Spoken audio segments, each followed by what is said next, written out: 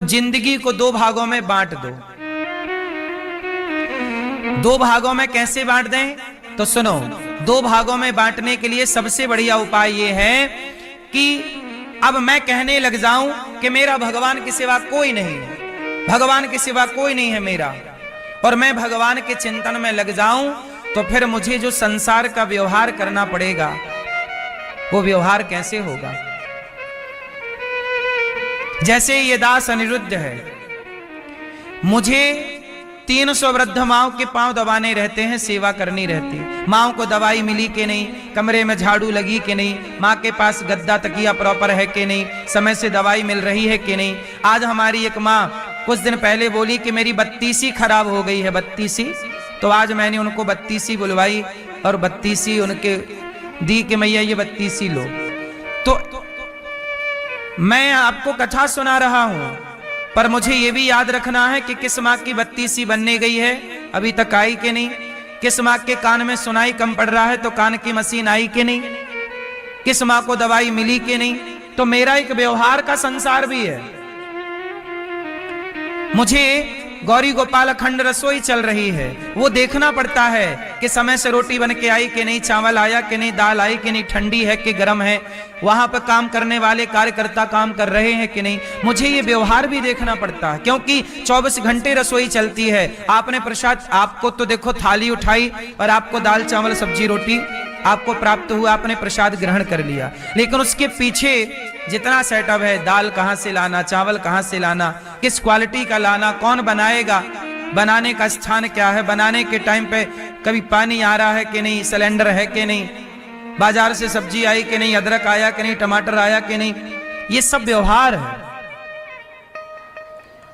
हाँ या ना। तो मुझे इस व्यवहार में रहना पड़ता है, क्योंकि ये सारे काम यदि ईश्वर ने दिए हैं, जिम्मेदारी दी है, तो मुझे जिम्मेदारी निभानी है कि नहीं। 150 बच्चे पढ़ते हैं गौरी गोपाल गुरुकुल में, बच्चों के पास कपड़े हैं कि नहीं, किताब है कि नहीं, कलम है कि नहीं, बच्चों की ठीक ठीक पढ़ाई हो रही है कि नहीं। ये भी व्यवहार है मेरा, एक संसार ये है। बोलो हाँ, जिम्मेदारियां हैं तो वो भगवान ने जो दे रखी हैं पूरी करना है। लेकिन दूसरी तरफ एक वो अनिरुद्धाचार्य है जो ये मानता है कि भगवान के सिवा मेरा कोई नहीं। मीरा वाली बात, मेरे तो गिरधर गोपाल। अनिरुद्धाचार्य दो भागों में डिवाइड हो गया। एक वो अनिरुद्धाचार्य है जो संसार का व्यवहार पूरा करता है, जो आपको खेलता हुआ दिखता है, रेलिंग से घिसटता हुआ दिखता है, बच्चों के साथ खेलता है, रसोई में अन्न क्षेत्र बांटता है, संतों की सेवा, वृद्ध माओं के पांव दबाता है, गायों के संग खेलता है। एक वो अनिरुद्धाचार्य है, वो व्यवहार का अनिरुद्धाचार्य है। लेकिन एक दूसरा भी अनिरुद्धाचार्य है जो केवल भगवान का अनिरुद्धाचार्य है, जो भीतर से ये जानता है कि इनके सिवा, जगन्नाथ जी के सिवा, भगवान श्रीमन नारायण के सिवा मेरा कोई नहीं है। तो एक भीतर का अनिरुद्धाचार्य है, एक बाहर का अनिरुद्धाचार्य है। जो बाहर का अनिरुद्धाचार्य है वो अलग है, और जो भीतर का अनिरुद्धाचार्य है वो अलग है। अब एक ही अनिरुद्धाचार्य में दो अनिरुद्धाचार्य होने हैं, क्योंकि दो जिम्मेदारियां हैं। मैं ईश्वर का हूं, ये भी एक जिम्मेदारी है। मुझे ईश्वर के घर जाना है, ये भी एक जिम्मेदारी है मेरी। ईश्वर के सिवा मेरा कोई नहीं है, ये जिम्मेदारी मेरी है। पर दूसरी जिम्मेदारी ये भी है कि आप सब आए हैं तो यहां से भूखा कोई ना जाए।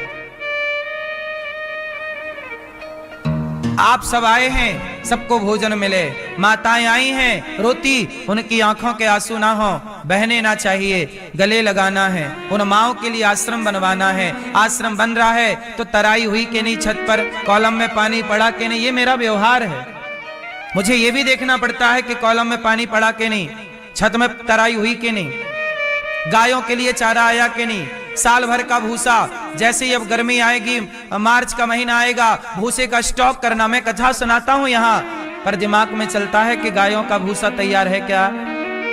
मैं यहाँ कथा सुना रहा हूं, अभी वहां सानी की तैयारी चालू हो गई होगी।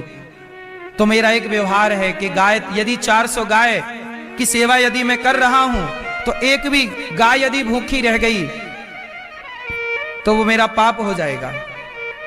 एक भी गाय प्यासी रह गई तो मेरा पाप हो जाएगा। इसलिए हम व्यवहार यदि जगत में हैं तो जगत का व्यवहार ईमानदारी से निभाएंगे। कोई गाय भूखी ना रह जाए, कोई माँ भूखी ना रह जाए, कोई विद्यार्थी भूखा ना रह जाए, और गौरी गोपाल में आया हुआ कोई भी भक्त भूखा ना रह जाए। ये व्यवहार है, ये जिम्मेदारी है। एक जिम्मेदारी ये करनी है। अब बताओ, मैं ये सारी जिम्मेदारियां छोड़ के जंगल चला जाऊं और जहां जंगल में केवल मैं रहूं और भगवान रहे, केवल मैं उनका चिंतन करूं और उनकी याद में रहूं, तड़पूं, रोऊं, गाऊं, केवल भगवान। एक बात बताओ, कौन सा रास्ता सही है? जिम्मेदारी में रह के जिम्मेदारियां निभाना, या सब छोड़ के जंगल जाके केवल कृष्ण, केवल श्रीमन्नारायण, श्रीमन्नारायण, कृष्ण कृष्ण? क्या सही है आपके हिसाब से? बोलो। इसलिए आप लोगों को दो, आपका क्या नाम है? आपका क्या नाम है? जैसे हमारे यजमान जी हैं कन्हैया लाल राठौर जी, तो कन्हैया लाल राठौर जी को दो भागों में डिवाइड होना पड़ेगा।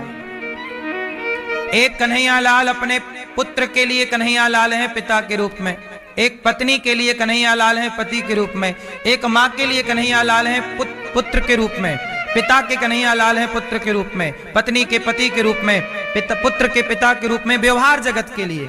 लेकिन एक दूसरा कन्हैया लाल होना चाहिए जो भीतर से ये जान ले कि भगवान के सिवा मेरा कोई नहीं है, वो भीतर से चिंतन ईश्वर का। दो भागों में आपको डिवाइड होना पड़ेगा, तब आप बैलेंस करके चल सकते हैं। तराजू के दो पलड़े हैं, तराजू के दो पलड़े हैं, और दोनों जब बराबर होते हैं तब हिसाब होता है। दोनों जब बराबर होंगे तब हिसाब होगा, कम ज्यादा होंगे तो हिसाब नहीं होगा। ऐसे जगत का और जगन्नाथ का दोनों पलड़ा बराबर होना चाहिए।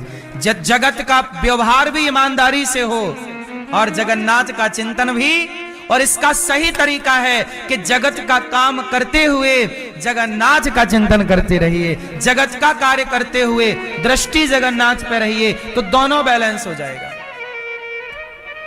दास अनिरुद्ध यही करता है, काम जगत का करता हूं, पर काम करता हुआ ये मानता हूं कि मेरा काम नहीं है, मैं नहीं करता, मैंने मैं को मुक्त कर लिया है, मैंने मैं को मुक्त कर लिया। मैं ये नहीं मानता कि मैं करता हूं, ये मेरा है। मैं ये मानता हूं कि भगवान का कार्य भगवान ये दास अनिरुद्ध से करवा रहे हैं, तो मैं खत्म हो गया। फिर कार्य हो रहा है और मैं का अभिमान नहीं आ रहा है कि मैं कर रहा हूं।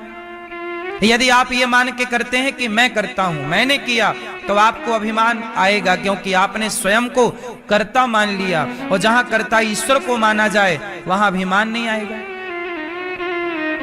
तो आप अपने आप को दो भागों में डिवाइड कर दीजिए, या दोनों को एक करना है तो काम करते हुए ये मानिए कि कार्य मेरा नहीं है, ये भगवान का है। फिर तो व्यापार परिवार दोनों सौंप दीजिए भगवान को, तो दोनों एक हो जाएगा। समझ में आया कुछ कि नहीं आया? कितनी बड़ी बात समझाई आपको, समझ में आया कुछ? क्या समझ में आया? कितने भागों में आपको डिवाइड होना पड़ेगा? एक आप व्यवहार के अलग हैं और भगवान के अलग, और दोनों को एक करना है। तो ये मान लीजिए कि मेरा कुछ नहीं है, अपने को कहां लाके खड़ा कर दीजिए? शून्य में। शून्य, बोलो शून्य। शून्य कौन? हम सब क्या हैं? जीरो हैं, शून्य है। और शून्य हमेशा अंक के पीछे पीछे चलता रहता है। शून्य हमेशा किसके पीछे है? अंक के। अंक है एक और शून्य लगा पीछे, तो एक के पीछे शून्य लगा तो 10 हो गया। अंक है भगवान। अंक कौन है? भगवान है एक, एको ब्रह्म। ईश्वर है अंक और हम हैं शून्य। और जब शून्य अंक से जुड़ता है तो 10 हो जाता है। जब आप भगवान से जुड़ जाओगे तो आपका व्यापार परिवार भी 10 गुना बढ़ जाएगा। और यदि अंक को छोड़ दोगे तो शून्य का अस्तित्व कुछ नहीं होता। शून्य हमेशा शून्य रहेगा। अंक से जुड़ने पर ही शून्य की सत्ता है। अंक के बिना शून्य की कोई सत्ता नहीं। हाँ या ना? क्यों भैया? क्या शून्य का अपना कोई अस्तित्व है? उत्तर दो। शून्य का अपना कोई अस्तित्व नहीं है, शून्य का अस्तित्व अंक से है। यदि मैं बात गणित की करूं तो ऐसे ही मेरा कोई अस्तित्व नहीं, ईश्वर से मेरा अस्तित्व है। इसलिए मेरी मां राजा परीक्षित जी को सुखदेव जी ने कहा कि सब में मेरा दर्शन करिए, यही भगवान की भक्ति है। सुखदेव भगवान ने कहा सत्याम क्षितौ किम कसिपोह प्रयासै बाहौ स्वसिद्धे युपवर्हणे किम। पैसा कितना कमाओ उतना जितना आवश्यक है, बस बाकी चिंतन भगवान का हो।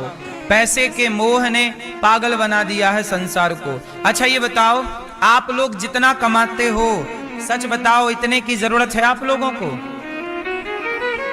उत्तर दो मेरी मां, जितना आप कमा रहे हैं इतने की जरूरत है? पैसा कमाना चाहिए। मैं आपसे ये बिल्कुल नहीं कहना चाहता कि पैसे मत कमाओ, पैसे कमाओ, लेकिन फिर भी एक सामान्य बातचीत में मैं आपसे सामान्य सा प्रश्न कर रहा हूं, जितना आप लोग पैसा कमाते हो क्या इतने की जरूरत है? सच बताओ, है? आपके पास घर है कि नहीं? यदि घर नहीं है तो आप जरूर पैसा कमाइए। आपके पास गाड़ी नहीं है तो जरूर कमाइए। बच्चों की फीस भरने का पैसा नहीं है, जरूर कमाइए। रोटी, कपड़ा, मकान, शिक्षा, ये सबकी जरूरतें हैं, ये पूरी सबकी होनी चाहिए। इतना पैसा कमाओ कि आप अपने लिए घर बना सको, 4 पैसे भविष्य के लिए जोड़ सको, इतना पैसा कमाओ। पर आपके पास भविष्य के लिए लाखों का बैलेंस है, घर भी है, सब कुछ है, बच्चे पढ़ लिख गए, अब बच्चों को कमाने दो। अब बच्चों को योग्य बना दिया है, बच्चों को कमाने दो। और अब धीरे धीरे अपने चित्त को, अपने मन को जगत से हटाकर पूर्ण जगन्नाथ में, भगवान में समर्पित कर दो। यही जीवन का सार है। देखो प्रकृति है ना, यदि आप नाव पर बैठे हैं तो उतरना जरूर पड़ेगा, बैठे नहीं रह सकते। आप फ्लाइट पर बैठे हैं तो उतरना जरूर पड़ेगा, बैठे नहीं रह सकते। आप ट्रेन पर बैठे हैं, उतरना जरूर पड़ेगा, बैठे नहीं रह सकते। ट्रेन कितनी भी अच्छी हो, फ्लाइट का मजा कितना भी ज्यादा हो, पर बैठने का जितना मजा है, मंजिल आ जाने पर उतरने का भी उतना ही मजा है। मंजिल आ जाने पर बैठे रहने का कोई मजा नहीं। तो आपको बैठना है और उतरना है, यही जीवन का सिद्धांत है। पैसे कमाना है, पैसे पकड़ने हैं, लेकिन याद रखना, एक समय पकड़ा है तो एक टाइम छोड़ना। पकड़ना यदि व्यवस्था है तो छोड़ना भी व्यवस्था है। फ्लाइट पे चढ़ना व्यवस्था है तो उतरना भी व्यवस्था है। और आप लोग ऐसे हैं कि एक बार पैसा पकड़ लेते हैं तो फिर छोड़ते नहीं, फिर उसमें जी लग जाता है, मन लग जाता है, फिर तो आप ताला चाबी ले आते हो, इसके अंदर पैक करके रखेंगे पैसे को। बच्चों को योग्य बना दीजिए, बच्चों को सेल्फ डिपेंड बना दीजिए, और आप मन को पैसों से हटा, पैसे होने चाहिए लेकिन चिंतन अधिक से अधिक जीवन में भगवान का हो। सुखदेव भगवान नमः परस्मै पुरुषाय भूयसे सदुद्भवस्थान निरोध लीलया। सुखदेव भगवान ने प्रणाम किया। भगवान नारायण की नाभि से कमल, कमल में ब्रह्मा जी प्रकट हुए। इस तरह सृष्टि का क्रम हुआ। भगवान कृष्ण शांति का प्रस्ताव लेकर गए दुर्योधन के यहाँ। देखो, शांति का कोई विकल्प नहीं होता, शांति का कोई विकल्प नहीं होता। कहते हैं शांति सबसे बड़ा धन है। और भगवान श्री कृष्ण कौन है? शांति दूत। क्या है भगवान? शांति का प्रस्ताव लेकर जा रहे हैं। कहां जा रहे हैं? वह दुर्योधन जो बड़ा दुष्ट है। ऐ दुर्योधन, पांडवों को 5 गांव दे दो। दुर्योधन बोला 5 गांव क्या कन्हैया, मैं सुई की नोक बराबर नहीं दूंगा। और दुर्योधन भगवान कृष्ण पर बरस पड़ा, अटैक कर दिया। सैनिकों बांध लो, इसे बंदी गृह में डाल दो। भगवान को बांधने चला। क्यों? क्योंकि दुर्योधन की बुद्धि भ्रष्ट हो गई है। क्यों? भगवान कृष्ण चाह रहे हैं कि महाभारत ना हो, युद्ध ना हो, पर दुर्योधन मानने को तैयार नहीं है। आप लोगों से एक बात कहूं, आप लोग भी लड़ाई करने से पहले, झगड़ा करने से पहले एक बार शांति की बात करने का सोचिएगा जरूर। हम और आप लड़ लेंगे, इसमें हम दोनों का ही नुकसान है। शायद हम दोनों एक होकर के कुछ बढ़िया कर सकते थे। जैसे दो भाई हैं, दो भाई लड़के अलग अलग हो जाते हैं। यदि वो दो भाई प्यार से अपनी समस्या समाधान कर लें और प्यार से रहें तो एक दूसरे के भरोसे से वो ज्यादा सफल हो सकते हैं। जिन परिवारों में एकता है वो परिवार संपन्न है, और जिन परिवारों में एकता नहीं है वो परिवार संपन्न नहीं है। आप उठा के देख लो इतिहास। जहां सुमति तहां संपत्ति नाना। जो पति पत्नी एक हैं वहां संपन्नता ज्यादा होगी, और जहां एक नहीं है वहां देख लो कलह क्लेश के सिवा कुछ ना होगा। जहां भाई भाई प्रेम से हैं वहां शांति ज्यादा